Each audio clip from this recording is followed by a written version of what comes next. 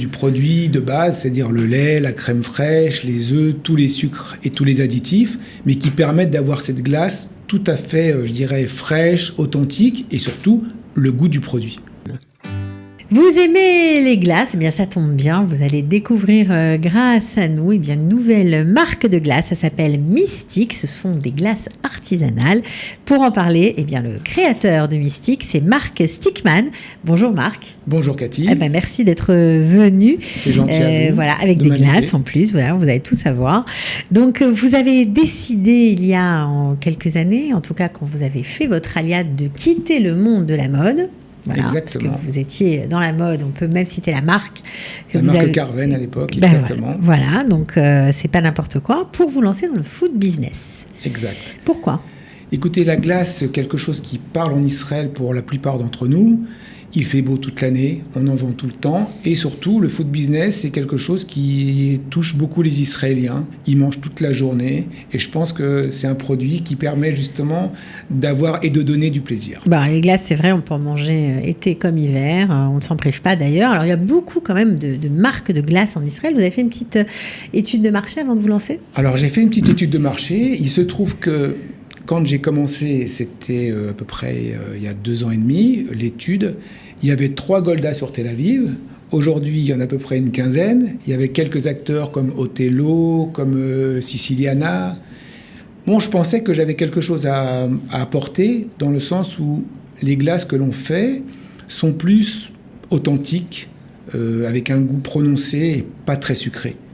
Ça, c'est surtout l'essentiel. Moins de gras ? Moins gras, moins sucré. D'accord, c'est un peu votre marque de fabrique. Bon, moi, je vais commencer par les parfums parce que franchement, en préparant l'émission, vous m'avez fait rêver, je dois bien vous le dire.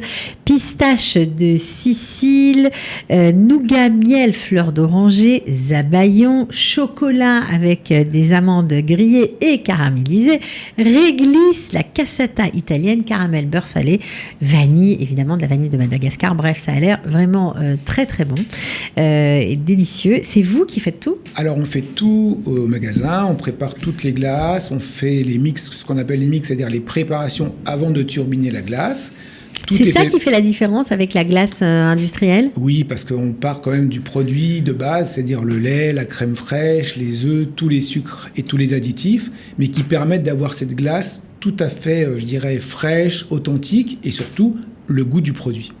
Ça, c'était important pour vous, très qu'on ressente vraiment très important pour moi. Le goût de ce qu'on allait manger. On vous comprend. Alors ça, c'est les glaces au lait, bien sûr. Il y a aussi des sorbets. Il y a aussi des sorbets, ce qui permet quand même que pour tous les clients qui mangent parvé pour Shabbat, on a tous les sorbets qui sont faits avec de l'eau et des produits aussi toute l'année équivalents, qui sont des fruits surgelés qui viennent de France, importés par les importateurs en Israël, et qui permettent d'avoir une qualité égale tout au long de l'année. Donc vous importez vos fruits pour être sûr de garder le niveau. Un niveau de qualité. Pour la glace, c'est pas la même chose par contre. Pour la glace, on utilise du chocolat aussi, donc qui est sur place, mais ce sont généralement des chocolats ou français ou belges. D'accord. On utilise la pistache que je fais venir de Sicile, la noisette de Sicile. Le nougat, c'est pareil, ça vient d'Italie. Bon, vous prenez les meilleurs produits sur le marché. On essaie de prendre les meilleurs produits, exactement. D'accord, ça c'est important. Alors vous avez parlé de glace parvé, mais on précise quand même que vous n'avez pas de hashgacha.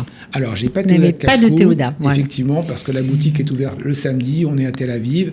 C'est un peu compliqué de louper le samedi. Et puis, je pense que dans un deuxième temps, il pourrait exister une Théouda de cacheroute pour un laboratoire s'il se faisait dans les mois ou les années qui viennent. Voilà, donc la boutique serait séparée du labo. Exactement, à ce moment-là, vous pourriez... Exactement, tout à fait. Bon, alors ça, c'est dans l'évolution prochaine. Pourquoi pas de Mystique.